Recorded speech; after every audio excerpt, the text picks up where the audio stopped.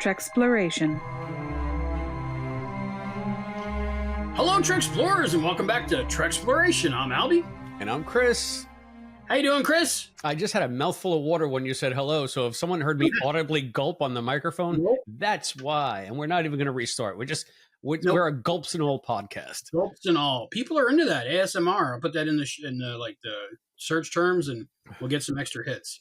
Today we are talking about Season 5, Episode 10 of Lower Decks, the series finale? Series finale? Question mark?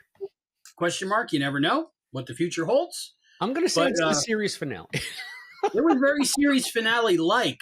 If you haven't watched it, pause us. Wait, we're live. But anyway, pause us. Yeah. Go watch it and come back. We're going to spoil all of it and talk about it. And it's pretty something. All right. This episode is called The New Next Generation. The original air date was December 19th, 2024. It was written by Mike McMahon and directed by Megan Lloyd.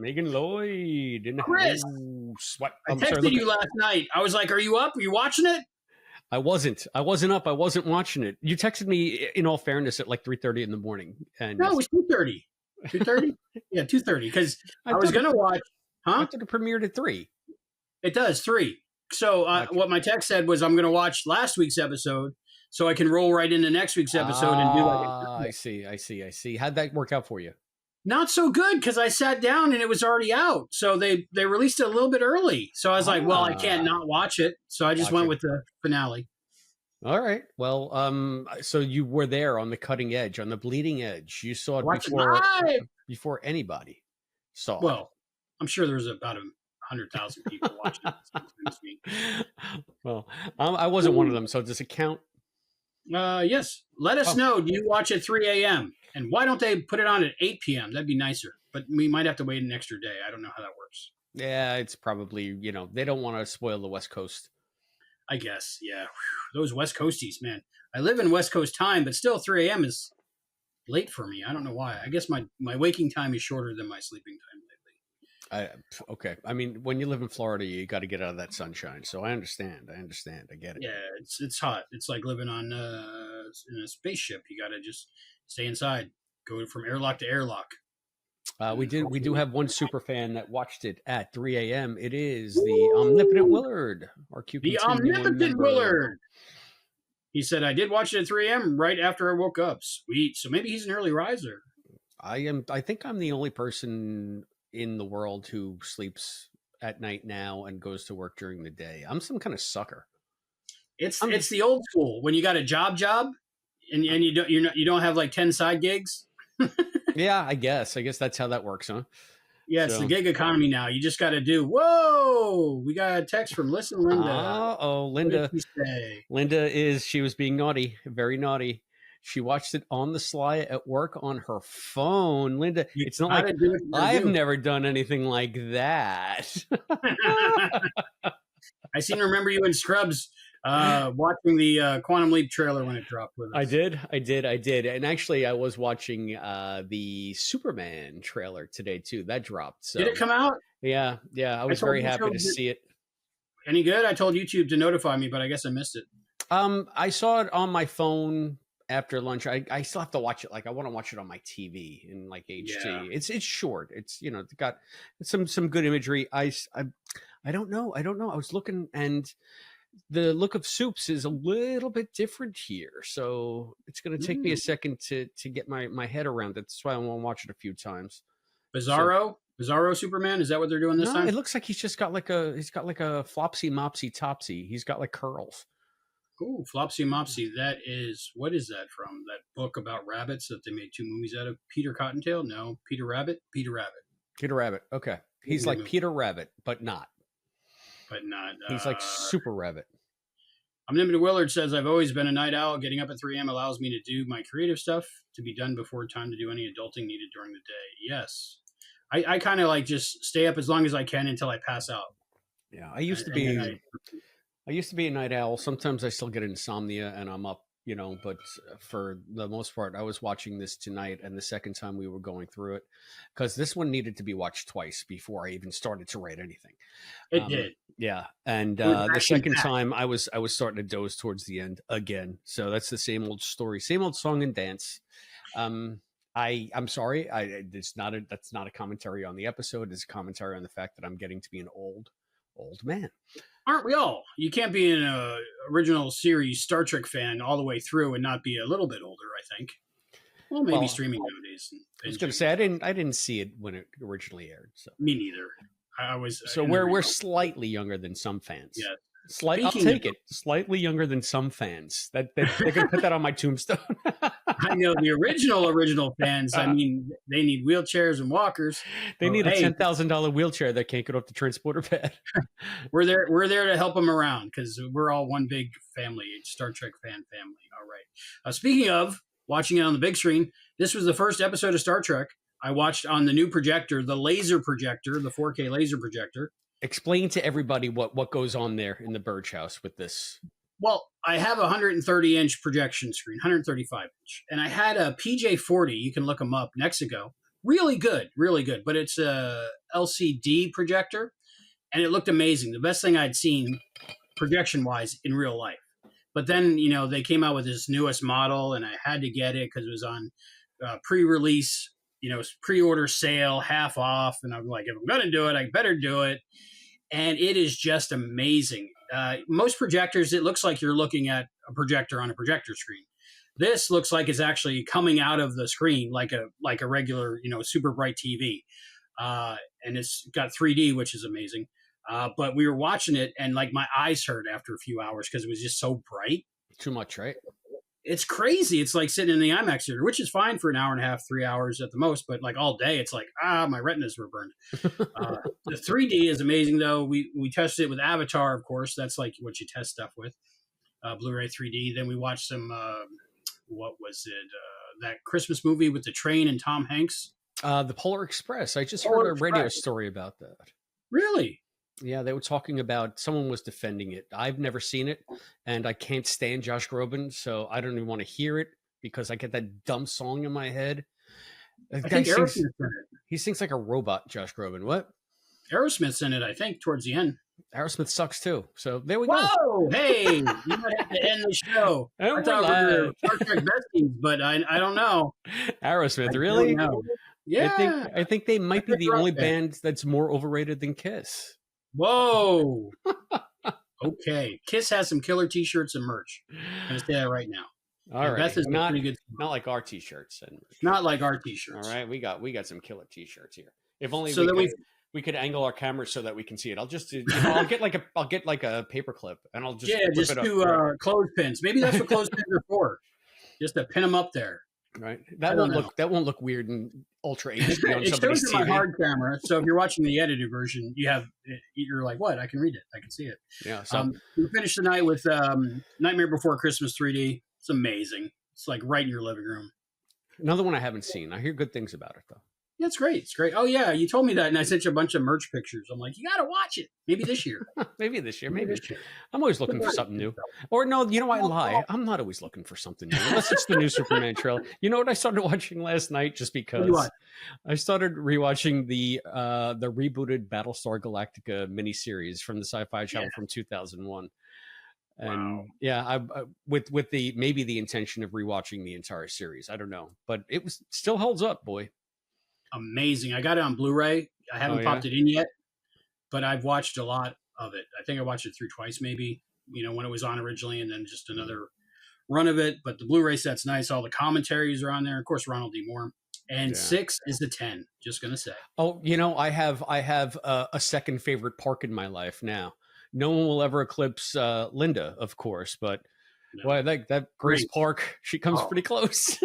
Well, that was at least back in our day. That was the modern day Ginger or Marianne. It was Grace or Linda. I don't know. I have no idea. The answer to that question is yes. Yes, both. They're both amazing actors. And we appreciate their artistry. Christopher, first impressions on the new Next Generation Season 5, Episode 10 series finale of Star Trek Lower Decks. My head is still spinning, man. I mean, right? It was something else. There was a whole lot to process in this one. I guess that's good because if it was going to be a series finale, it gave you a lot to chew on. I was kind of confused a bit about the direction it was taking and some of the stuff that it was doing, which is why I wanted to watch it a second time. And I think this is the kind of episode that will improve with increased viewings instead of diminish with increased viewings. There are some finales that I've seen a million times where it gets less special every time. And then there's like finales like Mirror Image, what I can watch it over and over and over and either revel in what I love about it and also find something new. I feel like maybe Lower Decks will be doing that for fans with this episode, 20 years from now. Anyway, that's my impression now, because again, it was just so much. The barrage of everything really kept me entertained, and I got a lot to talk about. How about you? What were your first impressions of it? A lot to talk about. I think they were the opposite of lazy. They were very ambitious. I think they filled every frame with so much detail and information. The story was well crafted. I was worried going into it because last week was so good, but I want to say they stuck the landing and did a great job. For me, it was like a combination between one of those over-the-top episodes that like if you watch it on other new Trek, it's like it gets boring because there's way too much too often. And they saved it for this one, and I appreciated it. And I think it was like very cinematic, and it could have been like, I think while I was watching the battle sequences, it seemed to me like if there was a Star Trek Lower Decks motion picture in the theater, this is what it would be. And I liked it. I really liked it. Oh, cool. I'm glad to hear it. We got a lot to talk about. So much. I have to find my rundown. What I do with it? What did I do with it? That'll give me a chance to get some energy. What'll I do? There it is. I found it. So is this part where I read the synopsis? This is the part where you read the synopsis for Star Trek Lower Decks, New Next Generation, Season 5, Episode 10, original air date December 19th, 2024. That's yesterday. Or today? No, it's now 12:02 a.m. It's 12:20. Only in this time zone. Yeah, I was going to say, here in this time zone, it's tomorrow. Yeah, it's still yesterday in a bunch of time zones. So we got it on the day. That's why we fit it in. We had to do it.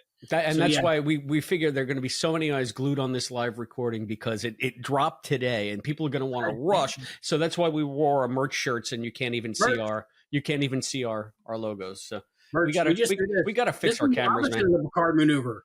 Right? This is the Mirror Universe Picard maneuver. That is perfect. Okay, we can end the show now. We're never going to get a better joke than that. All right. Written by Mike McMahon, the great Mike McMahon. I love you. Thank you, sir. You did me good. Directed by Megan Lloyd. All right. And we open on the edge of Klingon space, where a generically hostile Klingon captain named Relga is venting her spleen at her backwater patrol assignment and itching to stir up some trouble with the Federation. But before you can say Star Trek V, an enormous dimensional rift opens up in front of them, slamming them with an energy beam that turns one Klingon ship into a Discoverse version of Klingons before it blows up. Cut to the Cerritos, where Rutherford is beginning to hate the ship because it can't keep up with his more advanced Oculus implant. And then Boimler gets that message from William Boimler. I'll say that again. And then Boimler gets that message from William Boimler, see the last episode, and promptly freaks the heck out. Naturally, at that high point, we cut to the transport ship of Mahan and Melora. Mahan? I always say his name wrong. Those farming Klingons from earlier in the season, because that's where you'd go from that moment.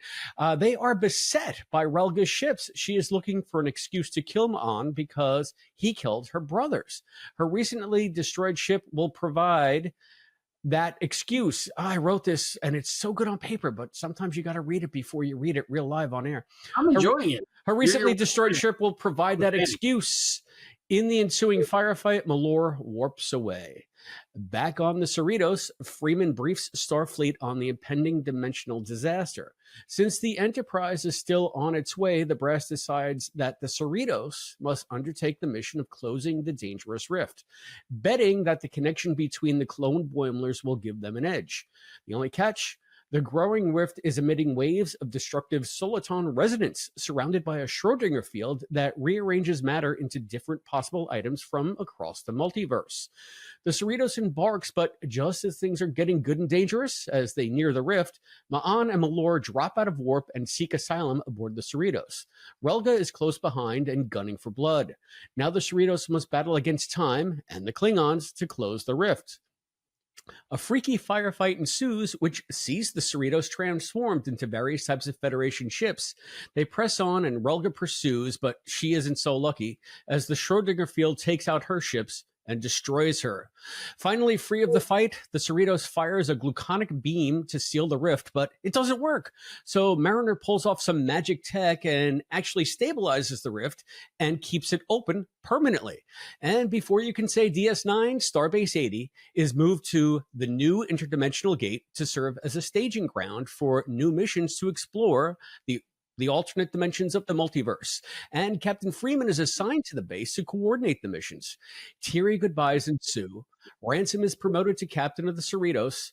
Mariner gives a teary soliloquy about how awesome the misfit crew of the Cerritos is, and then Ransom makes her and Boimler into co-provisional first officers as they move on to new adventures that we'll probably never see, this time for the last time, on Star Trek Lower Decks. I was on board to that last sentence. I was all hyped and happy and then sad. Backdoor pilot, maybe? I was thinking. I don't know. You know, I have to say, again, we have a lot to talk about, and we gave our first impressions. I want to tell everybody out there, because this is a very seminal moment in the history of Star Trek. I guess it's one of the few series finales that have been planned since 2001. I don't know. But so before we go on our own teary soliloquies, I want to tell people how they can reach out and tell us what they think. You can always find us, of course, on our Patreon site. That's patreon.com/Treksploration. You can join the community there for free or for pay. We'd love it if you supported us there, but that's where we try to have our main hub of discussion. You can Instagram us, Treksploration Pod. You can email us, TreksPlorationPod@gmail.com. You can find us on Blue Sky at Treksploration Pod. Smiling at me. Nothing but blue sky. You can call us and sing Blue Sky or Mr. Blue Sky or anything you want at 707-847-6682. You can send us a nice little package of, I don't know, Cerritos mementos. Maybe you can do some latch hook Cerritos for us. I'll hang it on the wall behind me. P.O. Box 542, Bayport, New York, 11705. That's P.O. Box 542, Bayport, New York, 11705. We are on Twitch, where we pretend to play video games, but we don't. We have a shiny new website. It's Treksploration.com. You can find us there. You can comment there. And you can also comment right down below on our YouTube channel. If you're watching us on YouTube, that's youtube.com/@Treksploration. And not only are we a YouTube show now, what's going on, Albie? You had a massive expansion of our social media footprint in the last few days. What are you up to with that? Well, thanks to our crew, our patrons, we've been able to get our website and server up and running and working good. And we got our website, it's developing. And that means we're able to put the podcast out into the world to hopefully attract more eyes and ears to us and build our crew. Because what if this starship, it's a tiny starship, but what if the Schrodinger field makes it like a galaxy class? We're going to have to fill that ship with more crew. Right? Yeah, those are big ships. So within 24 hours, look for us on Apple iTunes, Apple Podcasts, I think that's called now. I'm not sure. We'll be on your Alexa. So if you have it, she just lit up right now. We're going to be on there. So the only problem with that is when you say, can you play Treksploration podcast? It's like Treksploration, Geeksploration, Trek Exploration. And she has trouble right now. So I don't know. You're saying we didn't think this through? Not the name, because it's not a word. So the AIs don't know what to make of it. Give them a couple years after they hear about us, But anyway, we're going to be on there. And but if you type it in your Alexa app, it might go to your, I don't know. But and I think we'll be on Spotify and a couple other places. What is your podcast listening preference? And let us know where we can put ourselves. We're trying to build our crew. My listening preference is, because I have an Android device, is a podcatcher called Podcast Addict. That's right. the So one. you do an RSS feed with that? Yeah, well, but the thing is, you can load your podcast onto that as well. Like my old podcast CRTV went right to that. You can, I guess you said it like you would set up the account for Apple Podcasts. I used to call it iTunes. That's why I'm hesitating here. It's called Apple Podcasts now, right? Yeah. So the old iTunes or whatever. It's just another thing where you can submit your link and then they'll put it up for you with your artwork and everything like that. So you don't have to grab the RSS feed. You should be able to just type it in and search for it. So maybe we'll get onto Podcast Addict as well. Treksplorration of love. Yeah, so we'll be at all those places. All those new places. So yeah. Well, go to the website if you have a special podcatcher and just click on subscribe to podcast RSS, and of course we'll still be on for our patrons. That they have an exclusive podcast feed that's only for patrons, and that gets like the behind the scenes and bonus shows, and the shows come out quicker on that, and some are uncensored, so you get a lot for that little bit. Yeah. So, and we wouldn't be able to do it without our intrepid crew of Treksplorers. Those include our cadet, Linda. I know you're listening right now, Linda. Hi. Our Lieutenant Commander, Scott Seligman, and Cosplay Dad. Our Captain Charles from Texas, Captain on the Bridge, Captain Charles. Kapla, and our lifetime member Willard, our Q Continuum level supporter, the Omnipotence Willard. Thank you, one and all, for your support. Thank you for all of our free members over at the Patreon side as well, and for everybody watching here live and for checking us out. We really, really are grateful that you're giving us a shot. Absolutely. All the people that are hearing us for the first time, because we're dropping in podcast feeds everywhere. Go back, listen to our back catalog, go to Patreon, become a member. Find out all the good stuff. Catch up. Listen to the 60 hours we did so far and tell us how we did. Give us a 5-star rating. If you give us a 5-star rating on iTunes, Apple Podcast, there will be a reward. I don't know if it will like increase your rank. I don't know if you get an extra pip. I don't know if you'll just get like some kind of medal, maybe. We got to figure that out. All right. Go to Apple Podcasts and give a 5-star review. More feedback places for Chris to scramble for right before recording. I have to tell you, Albie was telling me before we got on mic today, we have a bunch of feedback. So I'm like looking as I'm putting this rundown together, I don't know, 15 minutes ago. And I didn't find any. So where's this feedback that you do tell? I'm going there right now. This is the space in the show where we put it. Yes, put it there. Okay. It was from Listen Linda. And it was one of the lives I think she posted under. Oh. And I'm going to say Fissure Quest? No. Maybe Upper Decks. So, always good to hear from Linda. Yeah, she had a question for you. Question for me? For me? For little old me. You saw it before. Sorry, I'm like looking down. I'm looking on my phone to see if I can find it too. This is great potting, isn't it? You're probably better at it than me. I don't think so. I should just go to my other one where it'll just say comments, or I'll let you find it. No, it'll be a contest. Which one of us can find it? You find it. No, you hang up. No, you hang up. Okay. So I got to open a different Chrome profile. Yeah, I don't know, man. I don't know. YouTube. Linda, if you did leave the message, just put it here. Ask the question here. Comments. Here on the live feed. We'll pop it up. We'll read it right now. Trust me, it's going to be faster and less painful. Yeah, I don't know. It's there. Ooh. I got too many windows open on my computer. All right, Linda had an important question about wine or Star Trek. So could you answer one of those, Chris? Wine or Star Trek? Linda's looking too. Linda's looking for it too. But I know I read it. I'm so I want to know things, but I don't want to click on them because I don't want to leave stuff unread for you because then you won't find it. So, and then I don't know how to unhide it or unread it. Yeah, I mean, we did get a comment saying the Anaximander was so appropriately named after an ancient Greek philosopher. Look him up to find out just how apt this name is. That was from Susan Okolowski 2233, and I think the Omnipotent Willard also cued us into that fact when we were doing Fissure Quest. So. Something I had never heard of before that. I just thought they were like combining two like generic Star Trek ship names.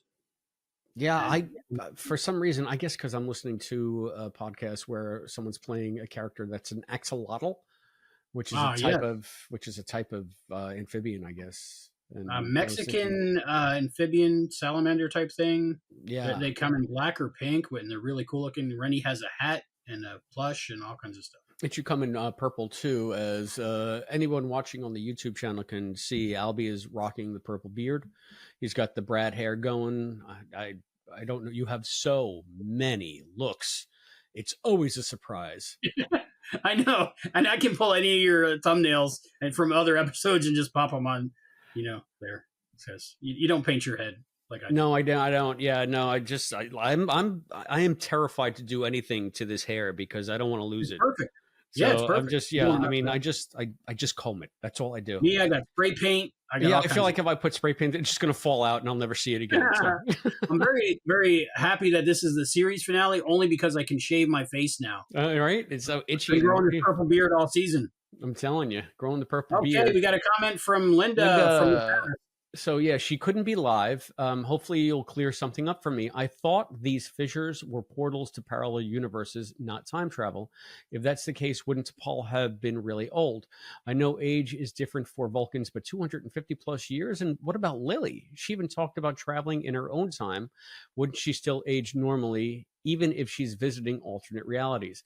I'm so confused. What are your thoughts? We addressed this a little bit on the last show. The fact that the universes don't have to be on the same time track. It's like the time here doesn't have to equate with the time there. And I think that we really got that as canon in the Enterprise episode In a Mirror Darkly, because the Defiant from TOS era was phasing in and out of our existence, or the Prime Universe existence, and it phased into the Mirror Universe, into the NX-01 timeline. So it was they were still on their maiden voyages of their Warp 5 ship, even though they were still the Terran Empire. And all of a sudden this Constitution class from our universe comes on over to them, somehow slipping back through time. So I think that they even mentioned it on Disco, right? Didn't they show a shot of a silhouette of the Constitution class? Yeah, I think so. Yeah, that I had slipped through, and it looked like they had switched it. I guess they had it for a number of years, and the nacelles were articulated at that point. It was just Disco screwing around to make everything over designed like Disco already does. But in my head canon, they changed it because they had the ship in that universe for so long, and that's what enabled Hoshi to become the Empress. And that's why I really thought that Hoshi was going to show up as the Empress instead of Giorgio. So I think we're rehashing some. Huh? Never too late. Time travel. Okay. Yeah. And yeah, like I think we're rehashing some of the stuff that we said during that show, but I just want to give Linda my take on it and encapsulate it here because I know she's listening live. She's watching live. So that's live. That's my take on it. Any brand new listeners, I think Christopher D. Philippus, Nerd Cred achieved. Ba-ding. Yeah. You know what? One thing that we didn't talk about, though, think about how fascinating it is for that Lily, who was so bedazzled by the Enterprise E in First Contact and just the size of the ship and what they would accomplish with their little warp bubble ship. Little ship. Yeah, that little ship with the Phoenix. Yeah. I knew it would come here. It's up here somewhere. I had it. It melted. It was beautiful. But now it's another version of Lily that's sort of in that same time period with her friend Zeph. Cochrane is still alive, apparently. And they're, I guess, just embarking on this quest through dimensions for them to be able to see all of the different time streams and all of the different advances and how their invention makes it to the broader galaxy, and all of their work flourishes across the galaxy and the Federation and whatever their version of the Federation is. I'm sure that they're seeing the ramifications of their actions in advance. It's really neat. I think that Lily in the Prime Universe, what we call the Prime Universe, had a unique window into that future, but it was a singular experience for just her, and I guess for Zeke, because he got to see it too. Mhm. Imagine if that's your reality. Imagine if you built like the prototype ship of whatever kind of fleet, and then you step into a rift, and then you see this sprawling future spread out before you immediately. It must be some kind of shock. So pretty cool. Imagine if you made an invention and you could travel to alternate Earths, alternate dimensions. Imagine if that invention Jerry O'Connell. it looked like a 1990s TV remote control. I have to say, I was excited to watch this. I was hyped up. It was 3 a.m. I just finished my day job, and I'm sitting there maybe 90 seconds in, and for me, they fixed the disco Klingons with like a 3-second clip. Yeah, now do we need to discuss that first and foremost? I mean, is that like a tacit acknowledgement that disco takes place in an alternate timeline, in an alternate universe? I say yes. It makes everything better, and I'm happy now. Thank you, Mike McMahon. You made me happy. You fixed some in my brain. I mean, but haven't they gone out of their way to say that, no, this is the prime timeline. Everything is still the same way. Everything was the way it was. Everything, and even though it's not going to fit in any conceivable way, you have what you have. This is it. So it was slightly different. Where just the Klingons didn't look like Klingons. It fixed it for me. So maybe when I rewatch Disco, because I'm going to get that set that Willard has, the Blu-ray set, then that might have convinced me to buy the set, because now they're alternate reality Klingons. Okay, something happened. The Northern people took over. Ooh, I don't know, Willard. Wow, I'm going to show this on the stream. Okay, left your review on Apple Podcasts. Nickname is Will Blook. Will Blook. Willard was taken. Oh, Willard was taken. Okay, so he left us a review. So we'll check on it by next show, as long as it's 5 stars. I don't know if you can get more promoted than being an omnipotent being. Listen, I mean, that means that everybody now knows it in their brain as if it's always been.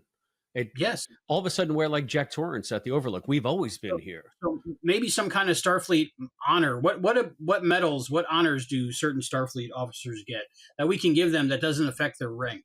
I don't know. We got to get one of those, like those triangles that they put on their tunics in the original series, so that you can make like a little starburst pattern. The thing with those things, it's like if you only have 2, there's really no way to arrange them, and you gotta be like Kirk and have 75 of them so you can make a neat, dazzling display. And is there is there like a protocol for that? Like if you have those little triangle medals, whatever they are, can you put them on any way that suits you, or do you have to like arrange them a certain way? I remember a couple pages in the technical manual showing diagrams that I didn't really examine. Willard said they didn't have 6 stars, so he had to give us 5, but that's good. He'll get some kind of something when we figure out what something is. So Mama say, Mama sa, Mama husa. Mama makusa. Okay, so I did make it to the post office, Chris. I don't know if you saw. Oh, I saw a preview of things to come. Yep. First batch is out. Second batch is going out tomorrow, hopefully. Is tomorrow Sunday again? Tomorrow's not Sunday again, no.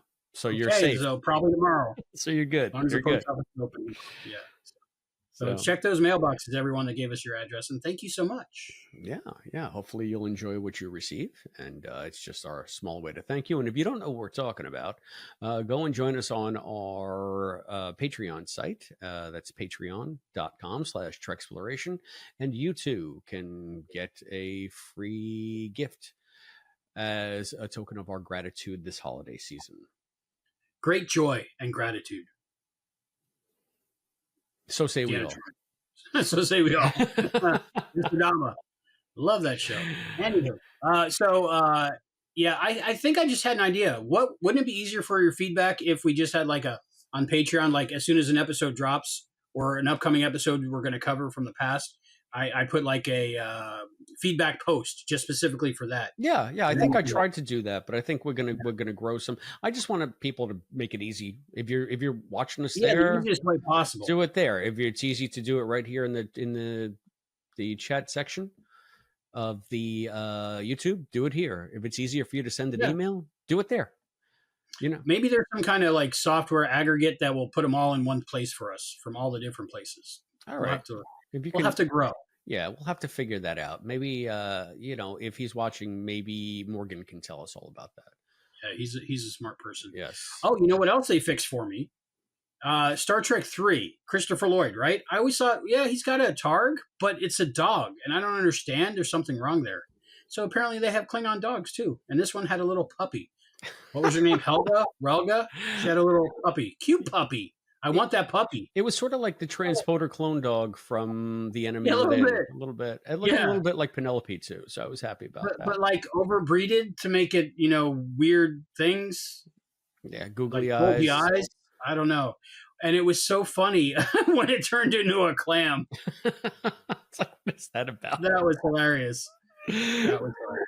What was some of your favorite things that things were switching around due to the Schrodinger field? I like that.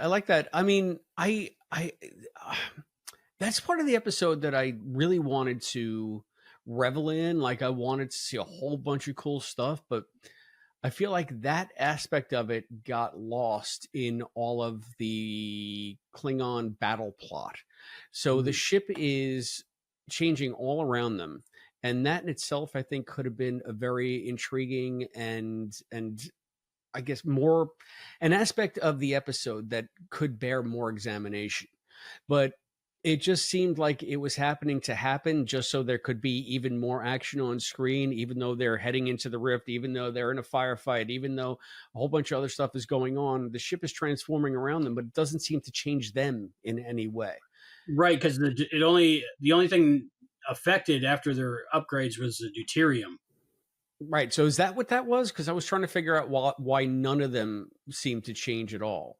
Yeah, deuterium is important in making starships, at least warp class starships, I think, warp capable starships. So that was affected because they couldn't fix that, but they could fix everything on the inside. Otherwise, we'd have characters changing the whole time. And it wouldn't work, I don't think. And then once they unfixed the Klingon vessel, then that's when they turned into feral Klingons, I think.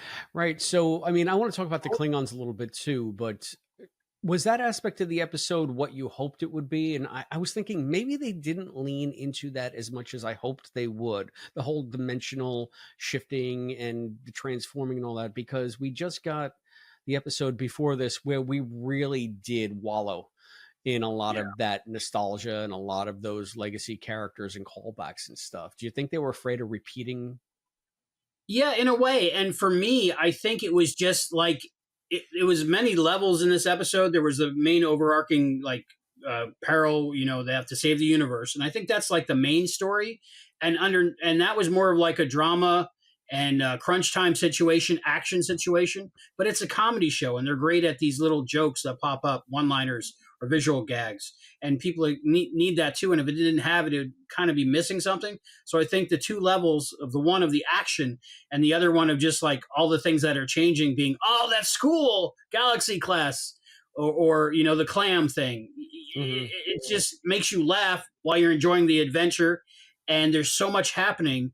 And as long as you can pay attention, you can enjoy the adventure and laugh at the comedy at the same time. So I think it was well executed. I think they struck a really good balance. So you think it was just enough? That's cool. I mean, I'm glad, because I think that I was thinking that might be a Chris problem, because I find the multi-universe switching and all that stuff far more interesting than a firefight to close a rift.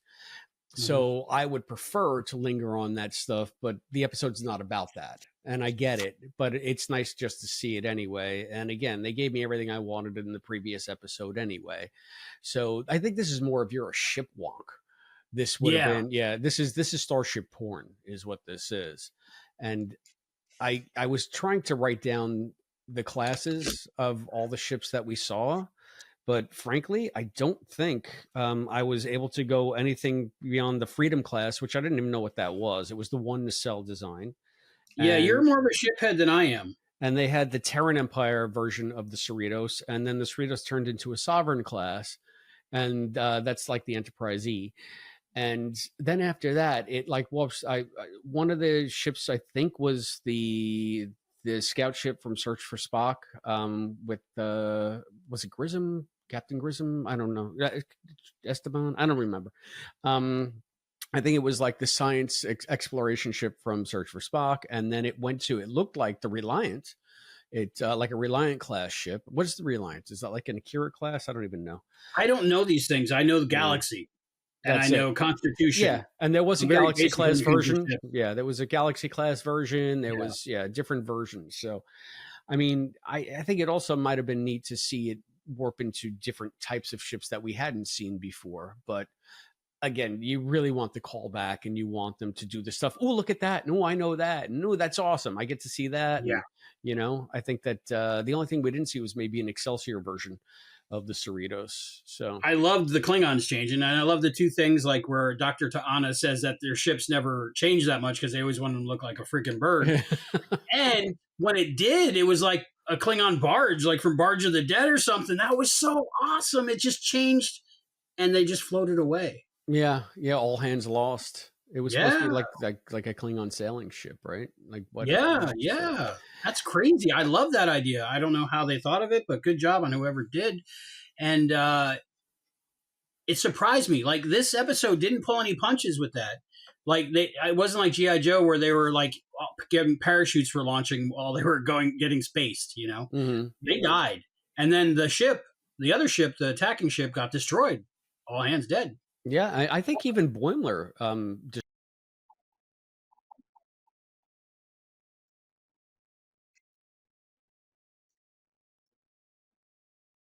Armada surrounds them, and they're fighting to get away because they're harboring Ma'an and Malor.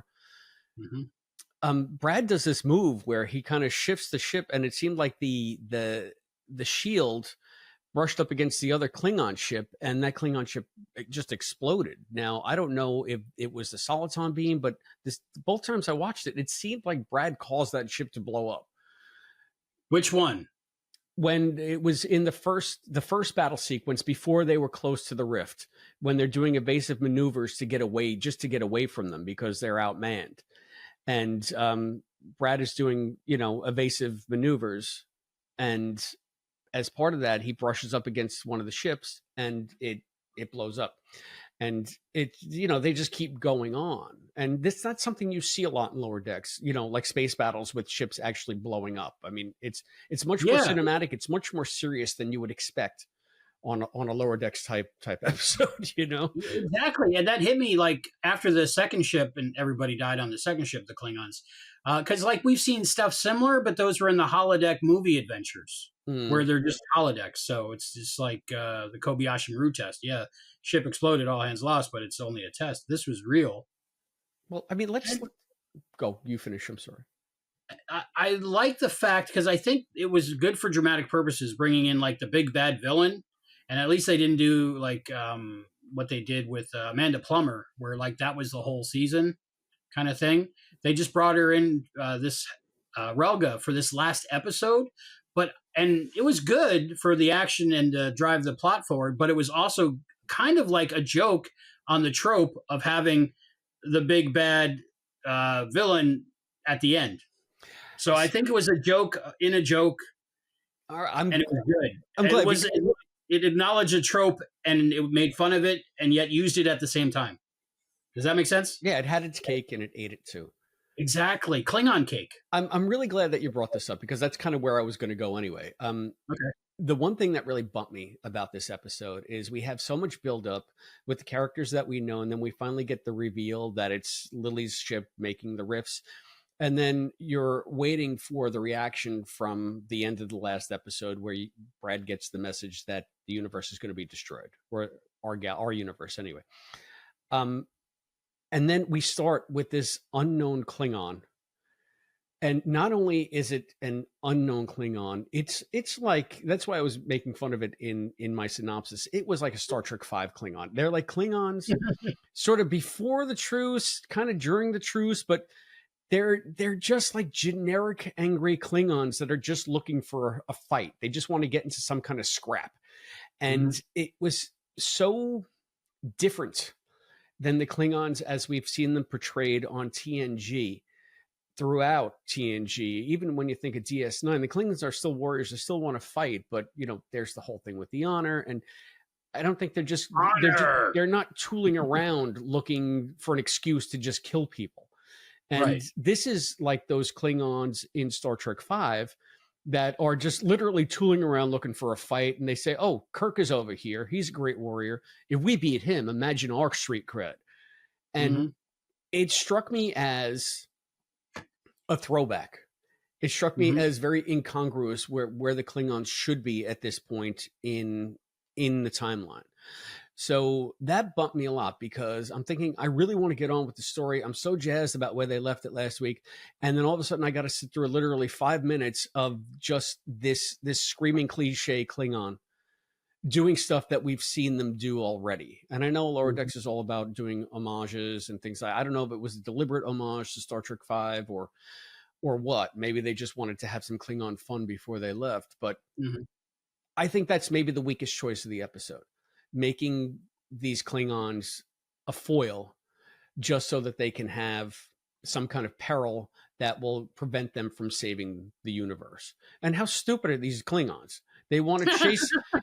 They don't see what's going on around them to the exclusion of all else. They care about Mach and Malor. Like you see the entire reality shifting around you, and you're still, what are you, stupid or crazy or both? Star Trek V Klingons, you nailed it. But I think it was an homage and poking fun at the trope at the same time, lovingly, and it gave us that like warm feeling of those guys, sitting on VHS, and we watch them, and they're trying to get Kirk for no reason other than they're bored. They're street thugs that are bored. But I think they did it on purpose, and I think that they achieved their goal. Is how I felt about it when I watched it. All right. So it didn't bump you. It bumped me. To put it in Albie terms, it just really bumped me. But once I settled into it, I guess I was okay with it, and I didn't find it as screamingly. I'm not going to say bad. It wasn't as jarring, and it wasn't as off-putting on the second watch. So I guess, yeah. Again, is that a Chris problem? I'd love to know what everybody else thought of that, because it just seemed to be a weird left turn from where we were. What do you think? The other thing that was a little bit of a weird left turn for me, just like Tendi seemed to be acting out of character in the Purple D episode in Fully Dilated, Samanthan was completely out of character in this. He's getting annoyed that his Oculus is now too advanced for the Cerritos. Did we lay any kind of groundwork down for that this season, or is that just something out of the blue? Not that I saw on this viewing of this season, but I'm going to look for it. It might have something to do with the sparks and the licking the tomato juice off the transporter. I'm not sure. I like that they did it because his character evolved. They were talking about his character evolves in when they were doing, I think, New York Comic-Con. So that's what that was, I think. I really think Tendi and Rutherford both, were very agitated and very out of what we know them as in general. So I'm wondering why. Like Tendi, we noticed that before, but when Tendi was like yelling at T'Lyn, and that was strange. But maybe crisis situation, because they're not too often in like real crises, like save the universe crises. I guess, man, maybe it's because they're still junior officers in so many ways. They're fitting into their roles. They're learning their roles, and maybe it's growing pains. Maybe they're learning how to react to being more responsible for saving the day. And that was part of something that Mariner was saying to Ransom, in the sense that, we're Lower Decks. What are you talking about? Provisional first officers.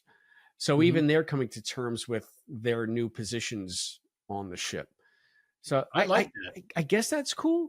Can you refresh my memory, though? You've done a Lower Decks watch through or rewatch, or you've probably seen it more than I have, right?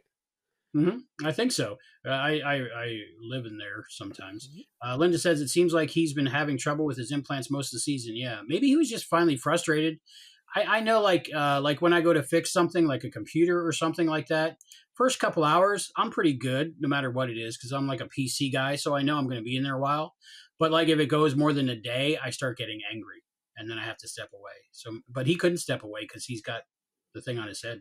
So he So finally just ripped it off. can we go back just and refresh my memory, please, about how Rutherford got his implant? Was it the one where he was racing ships or something? Or yeah, and he got blew up, and then the admiral that had the evil ships, was it season 3 or something like that? Yeah, the Texas class. The Texas. Yeah, Mi Amigo, or what was his name? Bonamigo. Bonamigo, yeah, Admiral Bonamigo, like erased his memory and put that implant in.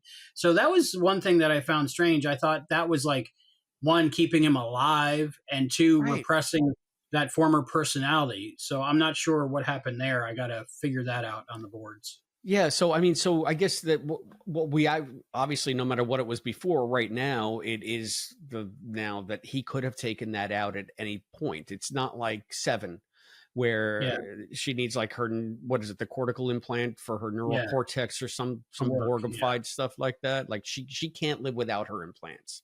Right. But, neither can I. Oh wow! I so inadvertently tee it off. You just need to like mug at the camera like Rodney Dangerfield, dude. They bring me joy. Her Borg implants bring me joy. So there's little joys in life, but that's one of them. When am I going to learn? When am I going to learn? But is that something about Rutherford's implants we were told or just assumed? I'm not sure. On the rewatch, I'm going to have to take my notepad out and write this down and go, actually. Yeah. I think it's interesting to see without the implants. It's interesting for him to do the 180 and reconnect with the things that he loves instead of letting this one piece of tech take him away from it all. So I don't know what's the commentary there. If I felt more for these characters, I think that would have been more poignant for me. I've always liked Rutherford, but he's just been like a nice little comic relief. I've never felt any kind of real pathos for him or any kind of, oh, I really care what happens to Rutherford. No, but I do. How do you feel about them leaving him here in like this new version of him that you're not going to get to see? I honestly believe we will see more Lower Decks in some form, and I hope so. Whether it's books, audio books, live action, cartoons on another network, something. I hope. It's just too good. And it did the whole thing like with Enterprise. Right. It gets its best right before the final episode and gets canceled. Well, but you never answered my question. How do you feel about where they left Rutherford? I like it because it's a step forward, and I like it because, like, he made fun of him being too organic-y and but he wasn't able to hide his feelings and emotions, and I really ship Tendi and Rutherford. So at the end, when he blushed and he got all like nervous and embarrassed, and then it got even more so when Tendi pulled him closer, and then he had to like get away. Yeah. And then there was like a look, and I had to watch it a couple times, but I think there was a look from Tendi to Rutherford where she kind of went, "Oh, okay, I get it now." And how do I feel about it? All in a couple frames of moving eyeballs and tilting a head or something. So, like, I'm excited to see where their relationship goes forward, be it platonic friends or romantically. I'm up for either one, but I felt a little romance there. I wonder if they're gonna do like a season 6 comic book series, like post anything. If Mike McMahon's in charge of it, I'll buy it. So they did that with Smallville. They did season 11. They did it with Buffy, I think, and they even did it with Firefly. Joss Whedon was a big fan of doing that stuff. Firefly just had a brand new novel release. They have a bunch of novels. Yeah. Buffy, I got season 8 of Buffy in comic books. It was pretty good. But like my pull was getting to be hundreds of dollars a month. So I had to slow down on that. Oh yeah, I did a whole thing about comic books and how I had to stop buying them, even though I still get the itch and I go into the comic shop. But now I find myself buying Archie comics because it reminds me of when I was a kid in the Bronx and I used to just buy Archie comics all the time. And I go like the comic I showed you for Trek and Tell last time. Like I find these Star Trek comics, and they're these 5-shot series. And I just get obsessed with finding all, like all 5 of them or whatever. And it turns out my local comic book shop has so many Star Trek comics. Like they really stock them. So I can usually find what I like there. But it's also, it's that thrill of the hunt when I was looking for like all the Quantum Leap comics, or I stop in any comic book shop I can at any time that I have never been in, and I look for Alf comics for you. Even if you have the Alf comic, I'll pick it up anyway. I really appreciate it. What is it? Albie.ws/Alf is my checklist. Yeah. Anybody looking for Alf comics for me? Have we ever put that out here on Treksploration? Albie does. He wants all the Alf comics, and I've been looking for them for years. I did find a motherload once that I was able to send you, and I know even the rarest ones I have now. And didn't John help you with that too? Longbox John. He owned the comic book shop? I think so. Yeah. And I think even Allison is helping me. Actually, behind me on one of my shelves is an Alf book, because she finds these Alf books, which are like golden books or something, or like actually paper versions like of just Alf stories, and that's on my checklist too. So I don't know how many people are going to my checklist on my website when they're shopping for Alf merch. I don't know. Yeah, so maybe maybe we can pop up the link here. So that's something you can send to the PO box. If you find any Alf comics out in the wild, send them to Albie. He loves them. That I don't have. So, my ultimate thing is I want the Teddy Ruxpin Alf. I had one, but he like disintegrated from like age. I don't know. I'll look for that for you. Yeah, you put the cassette in, and Alf tells you a story, and then at the end he goes, "Ha!" Oh, that Alf. Yeah, that Alf. I wonder, did I give you the Take Me Alf to the Ball Game little paper record when you were here? I don't think so. I feel like I showed it. If I find it again, it's got to be here in a box. Then I'll mail it to you. He gave me some nice lithographs. I still haven't hung them up in the space station yet. I got 3 walls to decorate. I've only decorated the 1 wall. Yeah, those were I had some of them hanging up in my bedroom. Anyway, a lot of them were Star Trek. It was like the artwork from the Star Trek posters, just for people listening. Really nice. Yeah. And they were really cool. And it's funny because, getting back to Lower Decks, if you look at the season posters for Lower Decks, seasons 1 through 5 ape the original series movies 1 through 5 artwork. So I wonder if you can get the seasons 1 through 5 posters and then put the artwork from the TOS movies up next to them to juxtapose the similarities. That would be really cool. And that might be another reason why we got the kind of flavor of Star Trek 5. Because maybe if there's a Star Trek Lower Decks season 6 one day, it would be like a 6, and maybe they get a final season and they do the autographs at the end, and maybe they're a little bit older. I don't know. Would it be like the 6 has sort of that slant look on it, right? I think I have the book right here. Yeah, there it is. No. Yeah, I have the VHS behind me on the shelf. I have. Here it is. Oh. He is wearing pants, folks. Don't click off. Yes, very nice. I've had that. I don't know if I still have that, but I've had that. So everybody. So that would have been the new season 6 artwork for Lower Decks. So there would have had to be like a General Chang kind of thing in the background, some kind of Klingon maybe on season 6 of Lower Decks. How can we not get it? I mean, it's streaming, so they can't guess at ratings. They actually know how many of us watch it and how often.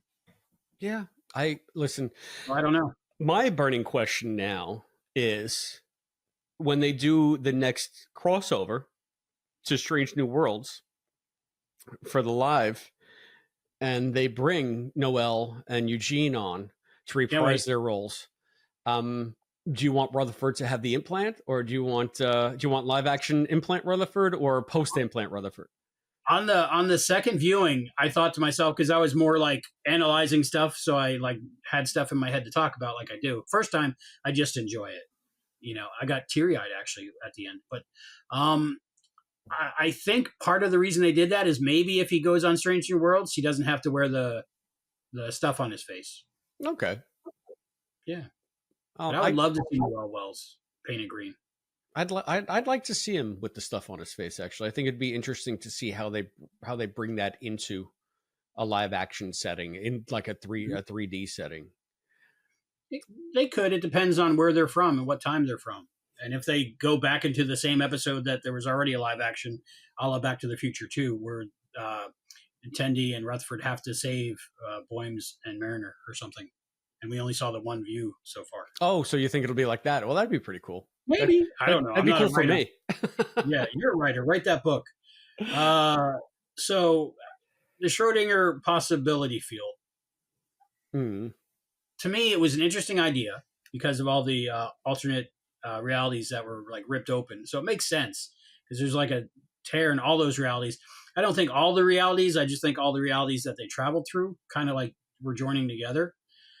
But what did you think of the whole way they did that? Not necessarily just stuff switching, but that's how they saved the universes is by having that, and then the final like gate there, like the wormhole on DS9 kind of thing.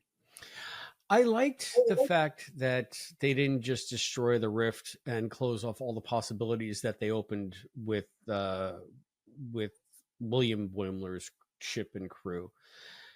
The fact that we have now in universe an interdimensional gate opens up so many, to me, interesting storytelling possibilities for Star Trek and opens the door for maybe an anthology series or maybe something like we saw in Fisher Quest, where you have legacy characters that are quite obviously aged out of their parts by this point. So maybe we can do some kind of ensemble show or some kind of, like I said, anthology. This is what it's like in this universe, and we have Archer in this one, or this is what it's like in this universe, and we have reverse Picard torturing Neelix with a crew cut. Human Warp, right? Human Warp comes on out. I like that because it just makes the Star Trek universe that much more dynamic. How about you? Yeah, like I said, backdoor pilot. If it's not a backdoor pilot, I mean, Mike McMahon wrote an amazing season and series finale to make it a backdoor pilot because you already had those two established stars on Starbase 80 with their voice work, and then you have the captain from Cerritos on there now with the Admiral, her husband, and I think that would just be like a great thing. And the alternate universe characters that we got to know in the last one. I would love to see a new show. I maybe if things were different and this wasn't canceled, then they just added another one. That'd be great. Kind of like they did with other animated shows like that. Yeah, or even like Strange New Worlds spinning off a Disco. Something. Yeah. But it would be animated, kind of, right? Because of the characters they have in place with the Garrick and T'Pol. No, for sure. And it looks like they're all hanging out on the Starbase. Now, this is something that I saw on, I guess it was What Culture, because I'm watching that now because you recommended it last. Oh, you Trek Culture with Sean. Yeah. Met him in Vegas. Got a picture. Cool. But they had pointed out that if you have interdimensional hopping and too much time divergence, it will really F you up. And it happened to one of the Kelvin universe operatives that got stranded here during the Temporal Cold War. And it was happening to Mira Georgiou. That's why she had to leave. So is that going to eventually start happening to, say, like T'Pol? It's only if they change universes and time. Right. So what about Lily? Right? She's in her current time, I believe, because her current time is different than our current time, but they're happening concurrently. But so I don't think she time traveled. She just traveled to a different dimension. See, now I'm not really sure about that. I really think that they are time traveling as they hop dimensions. Oh, so that I don't know about. I don't know. I mean, it's all good fodder. It's all good story fodder. But we did establish, even though it is Disco, we did establish in universe that it could be really detrimental if your quantum signature strays too far from its original time stream. So Linda says yes. Yes, I think that she wants to see an anthology series. Oh, I thought she was saying yes to 7 of 9's implants. And she's saying, see why I'm confused. And I think maybe they're leaving that ambiguous for a reason, Linda. I think that it's meant to be as open as possible, because if they come back to it, you don't want to have rules already to tell you what you can and you can't do. So it's just cool enough to see it. And then if we have to start defining it, let's do it through story, not through setting up rules and then finding ways to circumvent them for a cheap story. See also iRobot. And also, what was it? Austin Powers, the time travel. You don't look too close at it. And I'd rather. Oh, I've gone cross-eyed. Yeah, I'd rather not know. I would rather not have rules set up like you were saying, so I could get my different Star Trek characters from different times of the past that they can bring to this show. Yeah, exactly. And let's see if they want to start introducing stakes, maybe they bring in some of that stuff that Kovach found out way in the 53rd century or wherever the hell disco is now. So now you mentioned steaks, I'm hungry. Well, you know where to find me, and we can go to that restaurant and have steaks again if you'd like. I still love that. Was probably the best steak I had in a long time. One of my favorite stories in New York City. New York City. New York City. Was it after we saw Wicked? No, because it was. No one mourns from again. Laura was there. And Laura, yeah, we had met her for time. You got to tell me so I know when, who, where. We met her for dinner. We were around the corner from somewhere. 2024. Maybe it was after the Back to the Future musical. Maybe we met her. We went to that Italian restaurant. Italian restaurant. Yes, that was after we saw The Connector. Because Laura was with us. Oh, that's okay. Okay, so she didn't meet us. She was actually with us. It's so infrequent that Laura and I actually see a show together in Manhattan because she doesn't like what I like, and I don't like what she likes. We were given 4 tickets by Scott Bakula. Yes. And J.D. Schwartz. Yeah. So they offered us 2. I asked for 4, and Jay got us 4. So Rennie could go and Laura could go. Laura enjoyed it, but so we went to the. So getting back to steak. Bakula. Captain Arthur. Albie is sitting at the table, and the waitress says, "What do you have?" And he says, "I'll have cheese stick." Right? It was fried mozzarella, and she said, "Would you like that? How would you like that cooked? Well done, medium rare?" And you all of a sudden you just imploded. You were just like, what? Did she even listen to me?" And I don't understand. This day, I'm trying to explain to you. She thought you said, "I'll have bistecca." Like a beef steak. Oh, she thought you were ordering a steak. You were just ordering a big log of fried cheese. Well, so, I thought it was cheese sticks. You know, the restaurant had a rope. I didn't know who was paying. Yeah. So I was like, I'll have cheese sticks. Yeah. You know, $47 for 6 cheese sticks or something. Who knows? It's Manhattan. Yeah, that's a deal. Exactly. So I got cheese sticks. I didn't get the steak. That'd be like $300 probably. So. I just thought like you had a complete meltdown because she misheard you and you thought that you ordered wrong somehow. I happen to have a good authority now. Albie likes his cheese sticks medium rare for any other servers that are out there. Yeah, I just didn't understand. And it's been happening to me my whole life, like especially drive-thrus. If I order something, I get the wrong thing. They don't hear me. They don't understand my voice. And yet I talk for a kind of living, you know, so it doesn't make sense. But I don't have like a microphone in front of me when I'm talking to these people. So yeah. I can tell you it wasn't, you didn't do anything wrong. And it wasn't personal. You took it way personally. Anyway. It's just one of those things that like I'll go to the Burger King and say, I'll have a number 2. And then they'll give me a chicken sandwich. And I'm like, no, the number 2 is, you know, the double Whopper or something like that. I just, every time it's wrong. And unless it's a fish sandwich, I eat it, like whatever. But it's just like, I sit there and I'm like eating my salad when I ordered, you know, a Whopper or cheese sticks. And I'm just like, what is it about me that people don't understand a word coming out of my mouth? I'm going to get you a t-shirt that says bistecca with a cheese stick underneath it. I've actually thought, because I dated a deaf girl once. And she actually had cards made up, like of like frequent things to hand people, you know. So I thought about like my favorite order at each restaurant, like writing it on a little index card and just handing it to them, so they don't get it wrong because they don't understand me. And then when I ordered cheese sticks, and she said, "How would you like that cooked?" I didn't understand. So it was half that I'm frustrated that nobody understands the word coming out of my mouth, and the other half was like, this is a really fancy restaurant if there's different ways to cook cheese sticks. Well, anyway, that was another nice moment from our trip. It was a deep fried 2-pound log of mozzarella cheese breaded, and it came with like a steak knife and a fork. Yeah, it was big. It was big. I didn't understand. I ate it. They weren't fooling around. No. What did Rennie have that night? Like mushrooms and carrots and. Oh, she had a grilled vegetable platter that looked outstanding. Because when we walked in that place, they had all of those roasted vegetables right up front and behind the guy was making the pizza and, you know, they were cooking a whole bunch of stuff. So, yeah, that even tempted me. Is that when I drank the Manhattan? I believe so, because you were in Manhattan. Or did I have a Cosmo that night? I had a Manhattan.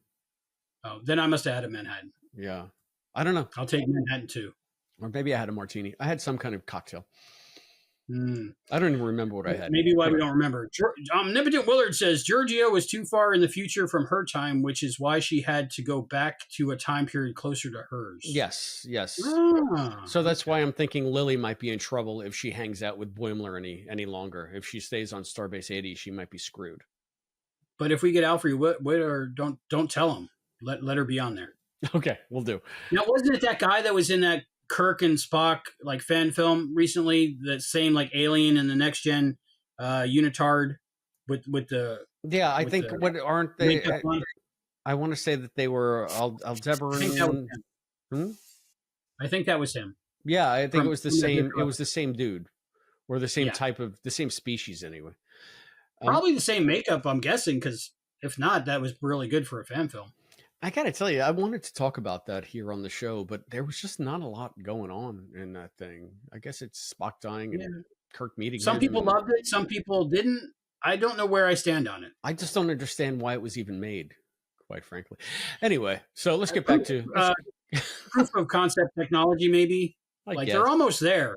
I mean, if you don't look at them, they look real. That's wow. What a ringing endorsement. That's my favorite things. I think I repaired my mom's ceiling one time. She had old popcorn ceilings in her place, and I repaired it. And at the end, she's nice, but she has no filter. So she looked up and said, "As long as you don't look at it, you can't see it." It's like something Yogi Berra would say. I love it. Yeah, like if you want it done for real, call somebody, right? But I did my best. I'm always doing my best.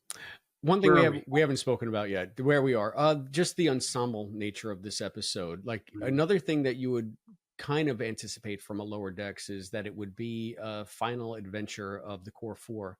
I guess now they're Core 5 if you count T'Lyn. And it doesn't rhyme though. Yeah. So what do we do? We just say Core 4 and T'Lyn. Fab 5 is already taken. Yeah. What's taken? It's got to be alliterative. If it doesn't rhyme, Fab 5. Fab 5. 5. Okay. If it's not alliterative, I mean, if it doesn't rhyme, it at least has to be alliterative, right? Okay. So it'll be the fun 5. The fun 5. Anyway, it struck me how much of an ensemble episode this was, because they tried to use everybody on the crew, even people that we've seen tangentially throughout this season and I guess other seasons. If you're much more of a Lower Decks fan than I am, I imagine there were callbacks galore to different characters, but it really surprised me that the two characters that were so instrumental in defeating the Klingon ship were Ollie and I guess it was the Australian, I forget her name, from the adventure last week from Upper Decks, right? Mm-hmm. Mm-hmm. So that's something that you would think on any other show, Meredith, right? You would think on any other show that one of the main cast would be out there. It would have been Boimler and Mariner. Right. It would have been Rutherford and Brad. But no, it was these two characters that we got to know tangentially a couple of episodes ago, helping save the ship, while our people were on the bridge, I guess, right? They were on the bridge doing their thing. Yeah. Does that signify that they've moved on to be beyond the focus of the show? The show is about Lower Decks, and now they're becoming, well, midshipmen anyway, if not Upper Decks. They're on the bridge all the time. So it's almost like the show is deliberately saying they've aged out. Like, okay, now they're going to go on to a more traditional Star Trek adventure. We're going to stick with the Lower Deckers, and these are the new Lower Deckers.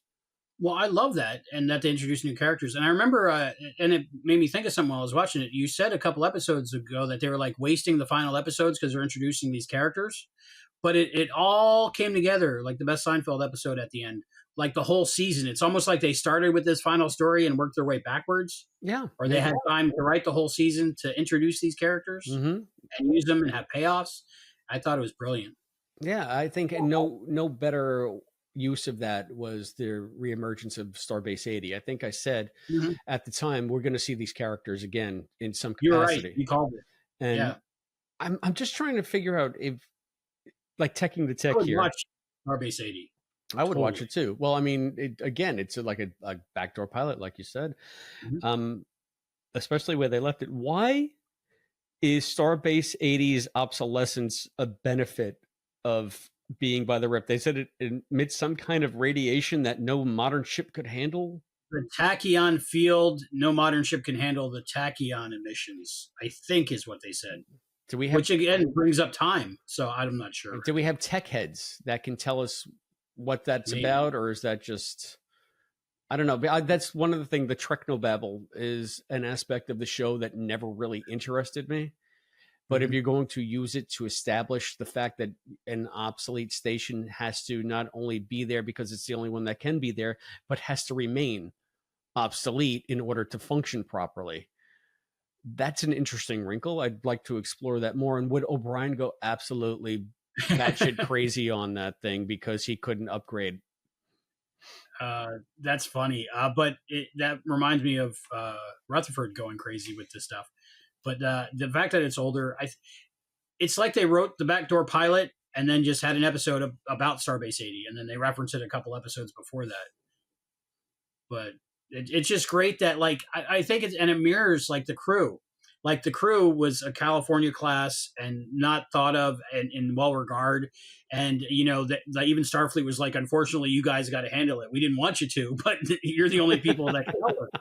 But they rose to the occasion and they saved the universe. So again, people and places and things that are discounted really coming in to their own and being used and saving the day, which is amazing. And it mirrored with Starbase 80 and the California class crew. Yeah, I remember that's sort of one of the morals that I got from the Starbase 80 episode was don't judge a book, don't prejudge anything. Go and find out and learn and explore, and you might be surprised at what you find. So, listen, Linda says, I did appreciate that the final episode didn't have any special surprise guests.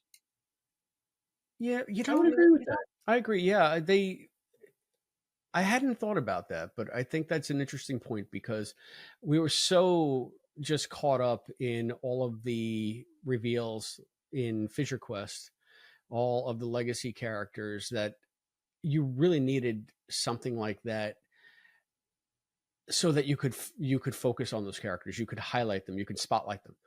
And it would have been out of place for a final episode. Like I think we said, it would have been like These Are the Voyages, when you have Riker hijacking the episode that should rightfully be Archer's. So I guess that's, maybe it's, they, again, an example of them having their cake and eating it too. We want 17 Harry Kims. We want to bring back Jolene. We want to bring back Andy and Sid. So why don't we do one big blowout episode before, so that when we are ending the series, we can focus on our characters. And that way everybody gets what they want. They did it right. Yeah. They did it right. I hadn't really thought about it in those terms. So thank you, Linda. Yeah, that's good. I mean, like, I was like fantasizing about, stunt casting for the final episode, but I think it worked without it. And we got to see the ones from the previous episode for a few seconds and no voices, except for the commander of the Starbase 80. I forget her character's name. Yeah, I you know what? I didn't write anything down. I'm sorry. We were going right to the edge. Usually we have an extra day to not prepare. Well, the thing is, the cast list wasn't out anywhere yet. Oh yeah, it's brand new. It was so long. Like all of the guest cast, there were like 3 screens of it, and I was like, I'm not going to sit here and write all this down. Because I only look at 1 or 2 probably. One thing I really liked of the lower deckers becoming the upper deckers in this new Next Generation was when they figured out at the end, or at least Mariner figured out at the end, how to put a dam up to the Schrodinger field, where she was like hopping over the like horseshoe that they had, and she typed in the things on the thing and then hit the thing with her hand. I was like, that's so like next gen of her. I loved it. That's something. So cool. That's something that bumped me. I thought it was a cool moment. Really? Well, you have there are a couple of things that bumped me. Okay.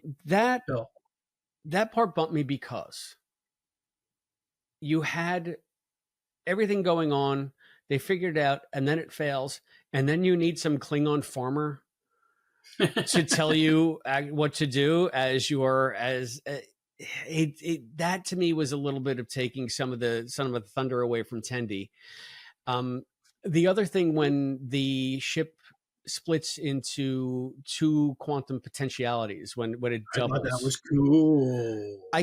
I watched it twice. I'm still trying to figure out what they were doing there. I think that's another thing. Well, we can do it, so let's just do it. It's like, if less is more, imagine how much more is. My thought was, it's the whole Schrodinger's thing. It's either the cat is both alive and dead at the same time, and you don't know until you open the box. Yeah, but it's the oversimplification of that. So they were both going to save the day and just get destroyed, I think. And they were both heading at the same time towards those eventualities. And then they were smart enough to remerge and come out victorious. I think it could have been done better. It was very confusing to me. I sound like you now. Now we've reversed roles, sir. I'm offended. Have we? Why? Why are you offended? Because I just thought it was great. I thought that was kind of a mess. I thought that it was something that, okay, this seems like a cool concept. We have the concept of a plan, so let's just put it up on the screen. And okay, it's some kind of message about learning to work together and trust one another, but isn't that what we've known about this show for a while? I don't know. I thought that was a little bit of a stumble.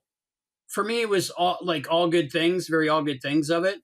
And also everybody having to had all the experiences that they've had these past 5 seasons to save the universe. And they weren't saving the universe all the time. They were the Cerritos. This is the first time, I believe, they saved the universe. Yeah, I mean, so it's nice to see them graduate to that, but I don't know. I just don't think we needed a double ship. It was already so busy. There was so much going on. So we have this double ship where I think that Tendi is wasted. Tendi and Talon are wasted there trying to bring these two quantum realities back together when there was no reason for them to split anyway. It's just like a vehicle to get them to have their little moment, but their moment should have been building that dam. It shouldn't have been Mariner talking to Malore, who is by all accounts an idiot, and getting this weird inspiration, then just not even explaining what she's doing, just teching some tech, hitting a button with her fist, and all of a sudden, stable wormhole. Like, what? USS Repulsor Beam against USS Sikorsky. I don't know. I think the Malore part was cool just because everybody was hyper-focused and they couldn't see another option. And the guy not really too involved in the teching the tech, just like thought of it outside the box and in the general things. Why can't we do this? And it shows that maybe not everybody is specialized and scientifically advanced, but people like that are still important. I suppose. I just think it was a little too twee. I got to look that up. Linda, Cadet Listen Linda says the season started with Dos Cerritos and ended with Dos Cerritos. I like it. All right. There's some symmetry there. Okay. You got me. Yeah, bookends, right? You can't. Omnipotent Willard said, Wonder Twins Unite. Yeah, that was a cool moment with Science Besties, and they did kind of like an anime split screen kind of thing. Wonder Twin powers activate. Form of ice. Yeah, who's gonna turn into and who's gonna carry the bucket? We don't have a. Do we have a Gleep? Is there a Gleep? Gleep is purple too, so maybe that would be one of the. Purple monkey, right? It had a tail, right? It's not like purple monkey had a tail, so would have been a version of Brad if the quantum reality in the Schrodinger field had affected him. Did you notice? He would have turned into. I'm a different quantum reality version of Brad Boims. Yes, I pointed it out. Yeah, I pointed it out earlier with the purple beard, the purple hair. So, like, if something really rough happened in Jack Quaid's life, like we could have switched places. I have no doubt. No doubt. I'm like the disco Klingon of Jack Quaid. I'll wear it. This is what I got. I got to work with it. You know? Work it, girl. In the episode, the twining was cool that they brought the twining back. I liked all the series closing references. You know, just it wasn't as much for jokes as like to remind you of all the good times you had with your friends on this show. The other one was, I think, when Dr. Ta'ana was trying to help a Bajoran, the portal opened up, and I think that was the character played by Haley Joel Osmith that died because he was like a screw up and he kept screwing up, but was on the back of a koala or something. Right. He went up and he saw the giant koala in the afterlife. Yeah. Yeah. But now he's back, right? They I think. They even incorporated that koala into the hero ship animation that they do at the beginning of Yeah. And I think it makes as much sense as anything else.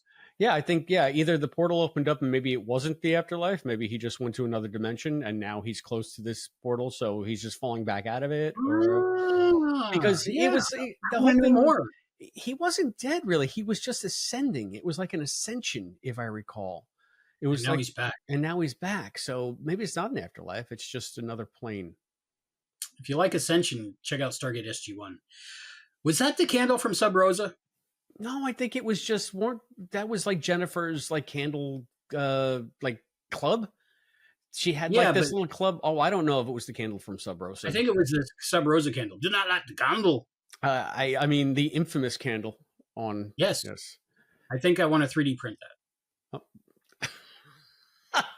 Anything that you can do to try to get Gates McFadden into your house, so you have no shame. if I get the real magic candle, maybe I can get Gates McFadden. No, you're just gonna get her creepy family ghost. That's the way that works. Yeah, Beverly Crusher's grandma's better than no Beverly Crusher at all. I guess no. Well, wasn't zombie grandma? Wasn't the ghost a dude though? So. Oh yeah, he'll be part of the devil's threesome. Oh, the dude was like inhabiting the grandma, right? So the grandma, even though she was dead, she really wasn't her. No, it wasn't the grandma. It was a dude that came out of the candle that seduced the grandma and then seduced Beverly. Out of the grave. When she came out of the grave, that freaked me out when I was younger. Oh, I don't remember. I think I've seen Sub Rosa maybe once, so I don't recall. One of my faves. We'll get there when we get there. Yeah, but that's like late season 7, right? Yeah, so maybe we won't make it. All right, before we do cleanup and wrap up and give our final thoughts and ratings on this episode, what else do we got to do here, Chris? I think that you want to take a call since it's the season finale? Yeah, we might as well take a call. Who's calling? If anybody wants to call in, go ahead. And until then, who's your episode crush? Your episode crush. My episode crush. Wow, that's rough. There's so many people and so many things in this episode. I'm going to go with Beckett Mariner. I think we've seen Beckett Mariner, her character evolve, grow, and become more mature, except for lighting her bed on fire. And kicking a computer. So we got that. Who was your episode crush? Ransom. Ransom's my episode crush. Captain Ransom. I'm just brown nosing so I can get a spot on the bridge. He was hunky and handsome. What do you think about your friend Jerry O'Connell becoming captain? We didn't even talk about that. I like that. Yeah, Jerry becomes captain. And also Jerry got the last word in the entire series. Like he was... Warp me. Yeah. What was it? Warp core? Activate the warp core? Warp core? I forget. Warp me? Core me? I don't know. It was good though, but it was funny that they were making fun of him and saying, no, we were not going to do that. Let's not do that. We don't want to do that because everybody...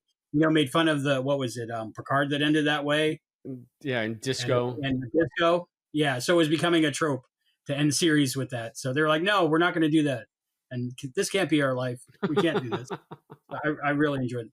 Warp me? No. Warp core me? No. Warp. Activate the warp core? Start the reactor. Quaid, start the reactor. No, it wasn't that. No. But it was good because cool. he was becoming captain. He's very Riker to me, Ransom. So he needs to start growing a beard. What was your? And his veins that he made came in handy at the end. There you go. He stopped the Klingon because he's so buff. Yes. What is your favorite part of the episode? The end scene in their bar where they were all just like,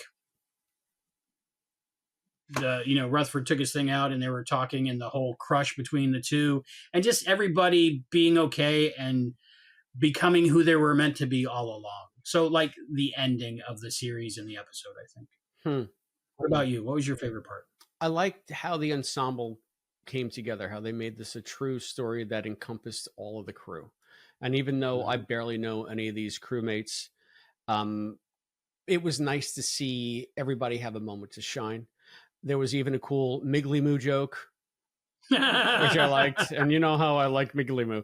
So the little birdie told me, was it Miggly Moo? Yes, it was. Omnipotent Willer said it was engage the core. Engage the core. Okay. It's always good to have somebody that can see in all time and space. That's true. That's true. Was there a 47? I think there were 47 guest stars on this episode. Yeah, I didn't see it offhand, but I only watched it twice. Cadet Listen Linda says, talk about the co-first officers. Yeah, the provisional first officers. I wrote that down because it's yet another way. Like, it bumped me a little bit that they're going to have 2 chief science officers. And they showed you in this episode how that could be a detriment if they don't agree. You're like, what if you're not going to be a science bestie all the time? So co-provisional XOs is what they were. Co-provisional. Yeah, why Tendi so angry? I don't know. Why is Rutherford so angry? I think there's something happening, and then we don't know about it yet. It's setting something else up. Okay. Co-first officers. Ransom can do what he wants because he's a captain. Yeah, but I mean, so is there any kind of protocol on Starfleet vessels at all anymore? Not if it's animated? I guess, but there's no protocol on Strange New Worlds either. Like everybody's just wisecracking all over the bridge like they're at a country club. That's true. They're very chummy. They're Rito strong. Yeah. So I guess if this were a live action Star Trek and they went with this co-provisional first officer, I'd call shenanigans. I'd be like, bull pucky, and we're live. But kind of reminds me of Best of Both Worlds, where Riker and Elizabeth Dennehy were like trying to fight over who's going to be captain and kind of working together, but against each other. But Boims and Mariner are working together on this, I think. Like Ransom tried to make it a competition, but they're not going to compete against each other. They're going to support each other. They have no idea how they're going to do it. They said this is going to pit us against each other, and he said friendly competition is always good. So again, he's being a Bojo ziphead to make his crew step up. Cadet Listen Linda says maybe you and Albie can be co-first officers. She's talking directly to you, Chris. No, I think that you're the captain and I'm the lower decker. Maybe we'll talk to Captain Charles and see if we can be both first officers. I guess, Linda, you have far too much faith in me. Far too much faith. I've got faith of the Christopher D. Philippus. So, trivia questions. Who asks who? I think I just asked you, and you got 1.5 out of 3. So maybe it's my turn. So I ask you. So let's retcon that. I got 3 out of 3. Okay. Okay. All right. I got you for 3 questions. 3 questions. Follow along at home. Try to answer them before we do. We don't have the Jeopardy music, but you can imagine it in your head. Oh, we can't monetize if we do too much of that. Yep. Where are the... Damn it. Okay. There we go. Where are the... What? Who? It's definitely a W word. Jesus Christ. Okay, reset. Ready? Who are the arch nemesis of the Klingon House of Moog? The House of Moog. That's the arch nemesis of them. The Durhasses? Yes, the House of Duras. Okay, I got Next that. Generation Deep Space Nine. That's the only other Klingon name I know besides Martok. Very good. Martok rules. Nice guy. Gowron. Is it House of Gowron?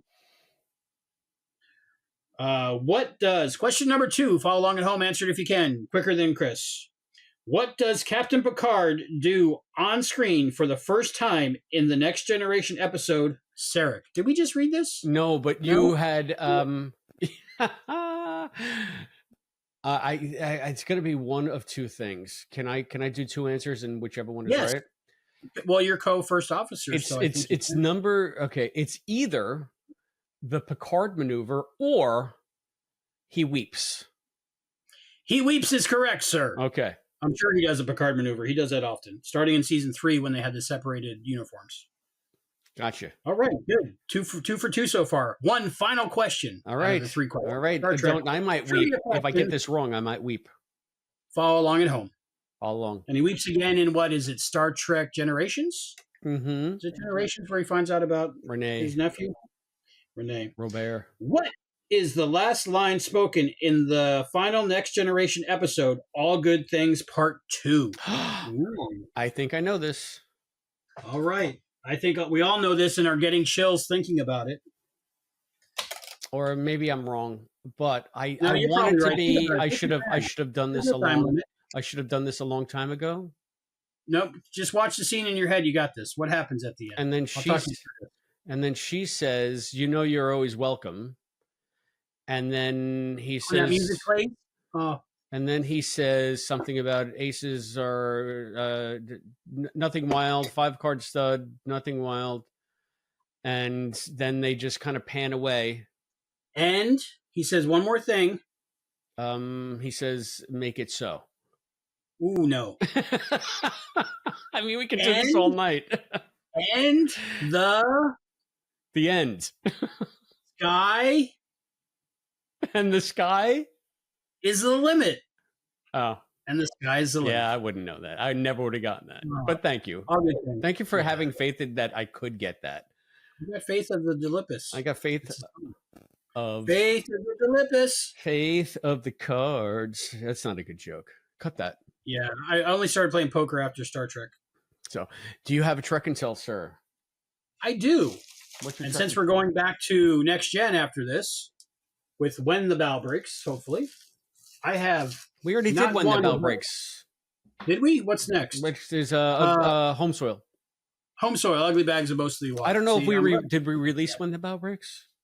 We did, just the live stream, not the edited one. That's coming. Okay, so a little behind. So what is this in bubble wrap? I see bubble wrap. I have not one but two Star Trek: The Next Generation action figures to unbag, unbubble. Where do you keep all this stuff? I trip over piles of Trek merchandise. Literally, my phone said, "You have a greater fall risk than most." It's not that; it's just I have more Star Trek memorabilia than most. I don't think I should send you Alf. And I got to work on it. Yeah. I feel bad for whoever cleans out my Star Trek merch after I'm gone. Hopefully it's a Trekkie. If not, it's just going to all end up better. So I have two here. Ooh, that's a cool one. Picking one at random. Who? The Galoob Star Trek: The Next Generation action figure of Lieutenant Commander Worf. Are those the ones with the variant uniforms that they wound up scrapping for Generations? No, I don't have those. Those are Playmates. This is Galoob. Oh, okay.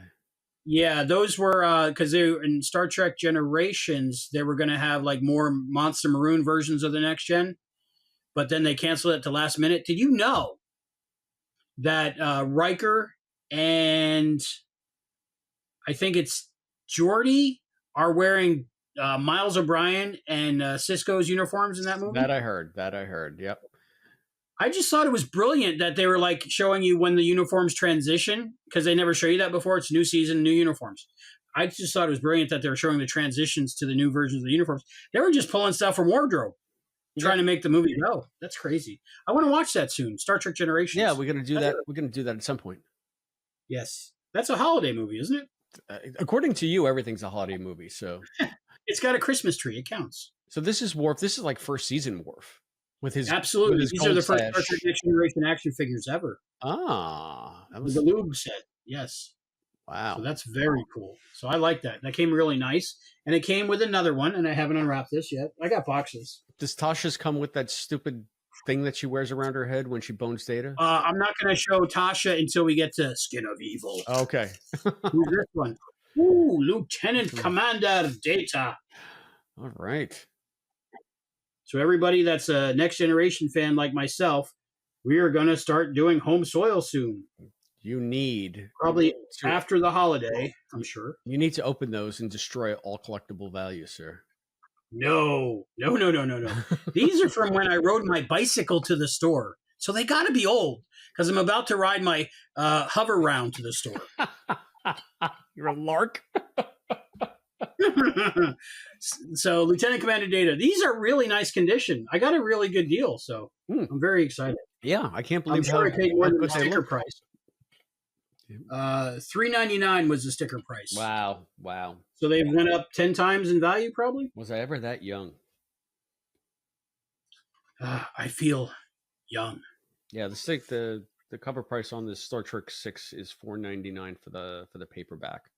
I have what do they run now? Because you still buy them, right? I haven't gotten a Star Trek paperback. Let me see if I have the latest. You prefer paperback? That's where I messed up with Imzadi. I got you the hardcover. No, I prefer hardcovers. But Star Trek only comes in paperback. They had a whole bunch of hardcover books. I have a lot of them, but you know, the main tie-in series has always been a paperback model. Yeah, because it was Pocket Books that put them out, right? Yes. And did that mean paperback, or did Pocket Books put out the hardcovers too? They put out the hardcovers too. I guess once the novels were selling like they were selling, they could put out hardcovers. I think the first hardcover might have been Spock's World, which I have. Yeah. And Shadows on the Sun, Michael Jan Friedman wrote that. That's about McCoy and his daughter. McCoy had a daughter? I never read that. What's it called? Shadows on the Sun. Never read it. I love I have it. I don't know if I've ever read that one, quite frankly. I've had it for years, and I bought it intending to read it, but I don't know if I've ever got around to it. Can you pull a book off the shelf, something that would be appropriate for tonight? I wish. I mean, I already showed you. Just any book. I showed you comic books. Well, we already did Star Trek 6, so there we go. So okay, yeah, Star Trek 6, The Undiscovered Country. And let me see if I have the Star Trek 5, so we can see what the cover art looks like on that. Okay, let's see what the cover art looks like. Engage the core. Engage the core here. Yeah, I put all the. There you go. So this is the Final Frontier, which I think, like the Klingons in this, were an homage to Final Frontier. So if you can see, they have all the Marauders on Nimbus that are coming, and Planet of Galactus. So I'm surprised that there's no bones on this cover, though. No DeForest. That artwork just brings me joy. It takes me back. When did that movie come out? It had to be the 90s, right, Colin? Why'd you call me Colin? Are you having a stroke? Oh, because that's Saturday Night Live thing. Oh, they make jokes that they can't make anymore, but then Michael Che just tells Colin, "It's the '90s, Colin. It's okay." Okay. First pocketbook printing June 1989, so it had to come out in. Yeah, Star Trek 5 probably came out because I remember seeing it in the theater with friends from college who didn't like it either. So it had to be 89. This probably was released concurrently with it because I was 19. It was before I met Laura that it came out. So, 89, the year Taylor Swift was born. Right. So 89 and Star Trek 6, the first edition, 92. Of course, 92. Yep. Yeah. So 89 and then 92. I like Star Trek 5. I mean, it's not the best, but it's fun seeing our old friends one more time. Star Trek 5 is not a good film. Marshmallows. Yeah, I tried. Marshmallows. Why don't you just call them marshmallows? Row your boat. Can't wait to get to those movies. I mean, I think we have a better chance of getting to the end of TNG before we hit those. Are you kidding? Maybe. If we get to all good things, mission complete, right? Maybe we do. Maybe that can be and more for the Patreon feed. And more. We can do for our patrons. Yeah, we can do once a year or once every quarter. We can do one of the feature films because we got like 14 of them, right? That we can. At least 13. Is there 14? Well, you got to think there are 10, I believe, 10. If you go for the 6 and then the 4. Right, because you had the 6 TOS, and then 3 Kelvin. So that's 13. 13, yep. Yeah, lucky number. And by the time you get all those done, there'll be a couple more, right? Right. There should be one more. Oh, and then we have that Section 31 debacle. Does that count? Yeah, that's a movie. That's a movie, right? It's not a debacle yet. Anyway, so we're going to be reviewing that as it comes out. So that's January 24th. So look for us that day. Yes, please do. Please do. Set all the alerts to on. That's my dating anniversary. So happy anniversary. So not that day, maybe the day after.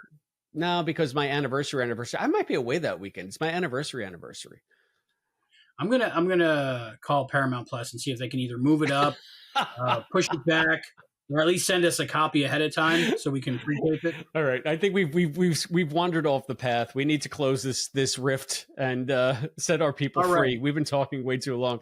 So we have our Trek and Tell. Before we do our final thoughts and ratings, can you tell the people where they can tell us what they think? No, we do our final thoughts and ratings, and then we tell the people. Okay. You think I'd get this? I know. You're killing me. You're killing me. I'm killing you. Linda's, okay, so, wait. Before, let's just reset it. Linda has she was in yellow. Oh, there's more comments. Yeah, a couple of more comments, and then we'll go to our final thoughts. Okay, sounds good. Cadet Listen Linda says, I was in Yellowstone when they were filming there. So wow. Yeah, so for Star Trek V, so she saw Kirk stuntman climbing a rock and Spock in ski boots. Wow, we finally answered the question. Why is Captain Kirk climbing the mountain? Because Listen Linda was on top of that. I have no doubt. We finally it's not because it was there. And she was in Yosemite, not Yellowstone. It's because Cadet Listen Linda was there. Right. So the Omnipotent Willard says McCoy's daughter was originally going to be in The Way to Eden. Yes. And for a bonus point, Albie, can you name McCoy's daughter? Let's see, not Bones, Cartilage. Yes, that's Linda was in Yosemite. I kid you not. I worked with an anchor at my local news station when I was a TV producer, and she's just reading off the teleprompter. And she said, and in Yosemite National Park. And I was just like, what? And she didn't even realize what she was saying. It just like rote reading, just a vacant. Yeah, that's what they do. Vacant smile, rote reading. Anyway, so my favorite is the wedding proposals when they're getting proposed to and they're just reading the copy and they don't realize it for a minute. And the Amanda Willard says her name was Joanna. Yes, it is Joanna. It is Joanna. And from now on, Listen Linda is no longer our cadet. She's the queen of Yosemite. The queen of Yosemite. Anyway. Omnipotent Willard says, do I get the bonus points? Yes, you do, Willard. You whined it, Willard. You whined it. All right. So our final thoughts and ratings. I'll give mine because you're the big Lower Decks fan, and I want you to have your moment. I don't know. I think you've grown. I think you're a Lower Decks fan now. I am a Lower Decks fan. I think that this was a solid finale. I enjoyed this episode a lot. There were a few things in it that bumped me, but what I loved about this episode is they really went big and they tried a lot of stuff. And to me, not all of it stuck. I thought that the premise of the action of the episode was kind of strained, with the Klingons just being dicky Klingons out of the past for absolutely no reason other than to have a foil. So that being said, I liked the way that they used the actual Cerritos characters in this. I liked the way that everybody was able to have their moment. And I liked, for the most part, where everybody wound up. If I had to have a last episode of Lower Decks, this is as good as any. I think that it's a nice send-off for a show that I've liked variably through the years. I've liked it better this season more than any other season. However, that makes me happy because in my mind, the show will always have gone out on a high. So I know that I gave 5 out of 5 to last week's episode, and I still think that that is the pinnacle of the season. But I'm going to give this one 4.5 teary soliloquies out of 5. How about you, sir? Ditto. All those things. And again, yeah, if we had to have a last episode, I think they stuck the landing. I think it was well constructed, well written, well executed.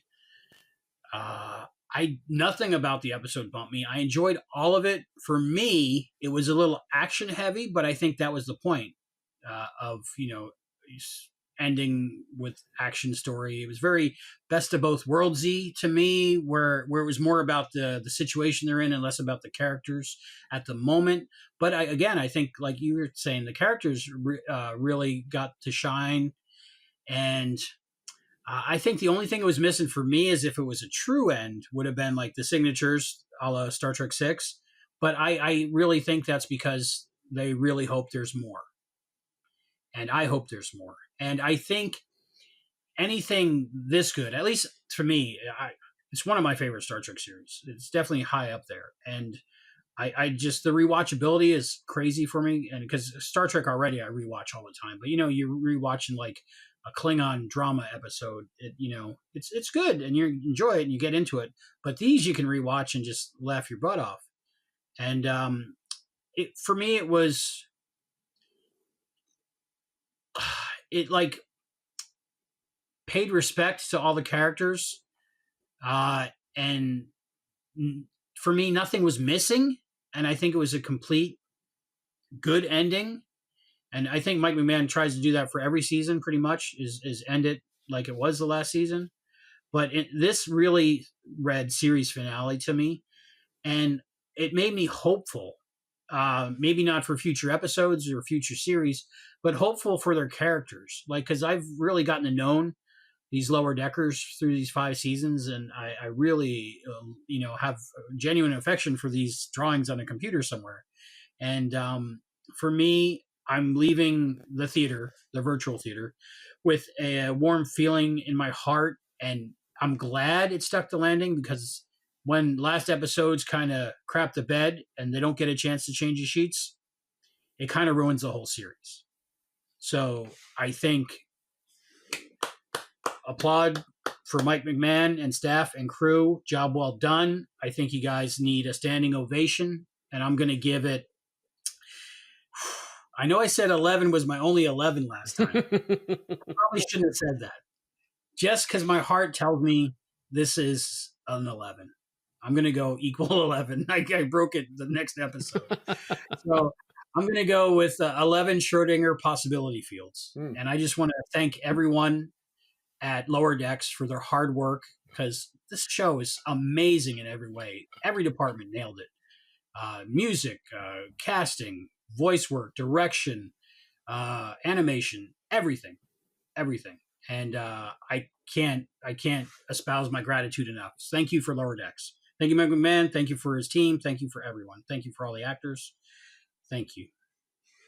Beautifully put, sir. And if you out there listening or watching would like to tell us what you think about this series finale of Lower Decks, there are many ways that you can reach us here at Treksploration. You can always go to our main home of discussion at our Patreon site. That's patreon.com/Treksploration. There you can find tiers where you can support the show, or you can just join for free. Please come on over. We want everybody to come and join us. Patreon.com/Treksploration. You can find us on Instagram at Treksploration Pod. You can find us on Blue Sky. I guess it's at Treksploration or at Treksploration Pod. TikTok.com/@Treksploration.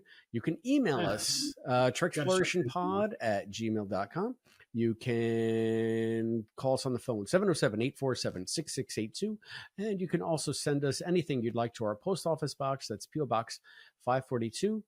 Bayport, New York, 11705. And always feel free to comment right here on our YouTube channel. That's youtube.com/@Treksploration. For those of you listening on all of our brand new podcast feeds, welcome Apple Podcasts, welcome Spotify, welcome whoever else we get as the years roll on. We're all happy to have you. Somehow it's on there. Just remember, any comments that you send will likely be used on an upcoming episode of Treksploration. And speaking of upcoming episodes, Albie, you've already alluded to what we're talking about next. Time? Huh? Is it time? It's time. Are we going to do Home Soil? We're going to do Home Soil, baby. Yeah. So I missed Next Gen. Yeah. I get my Next Gen fix from Lower Decks, but I missed Next Gen proper. Yeah, we're finally getting back to our regular TNG recaps. That's how we started this show. That's always been the focus of this show. And it's been great to have some live Star Trek week in and week out to go over. But Albie is going to be coming home. We're going to be talking about Home Soil. And that's season 1, episode 18, for those of you following along at home. I can't believe we've already covered like 17 episodes of Next Gen. I feel like we started the show. We started the show what, like a month and a half ago, right? April, I think. Anyway, Robert April. It doesn't seem like it's been it goes by fast. Yeah, but so we're looking forward to that. I'm looking forward to that. Home Soil is such a super interesting episode. I can't wait to talk about it with you, my friend. Yeah, so please, all you ugly bags of mostly water, watch that episode and then join us when we talk about it. That will probably be after Christmas, I'm guessing, because of my holiday schedule that's coming up. But speaking of, look for a special drop on YouTube and Patreon of our holiday episode. That's coming up very soon. So yes, and before that, maybe watch a holiday episode of Star Trek or something, maybe a movie. I wonder what you could be talking about. I well, I guess they're going to have to go to patreon.com/Treksploration to find out. So yes, all members will be notified. And of course, coming soon, the Captain's Table. As soon as we can get the schedule worked out, we'll have every Patreon member that is available that wants to be on, because we have the founders and we have the patrons and we have our Captain Charles. Captain Charles. He's going to be leading the festivities. So, yes, so much good stuff to come. So much more. I mean, Lower Decks might be over, but Treksploration goes on and on and on and on. So you'll always be able to find us here talking about Star Trek. Thank you, Christopher D. Philippus. I really enjoyed Lower Decks Season 5 even more than I normally do, just because I had somebody to talk to. Ooh. I had my Star Trek bestie. Well, thank you. And I was very happy to discuss it with you, because your genuine love of the series shines through, and it helped bolster my feelings about the series. So we have to put an end to this mutual love fest. People are going to start getting sick at how maudlin we are. Love words. For Treksploration, I'm Albie. And I'm Chris. We'll see you next time. We're on the multiverse.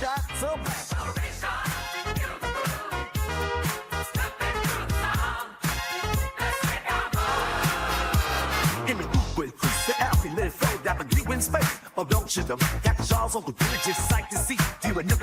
Got it us so deep. Watch it all night, we're ready for a ride. Take it to the car, side by side. Feel the rhythm as we move to the beat. And we're World Podcast with King and me.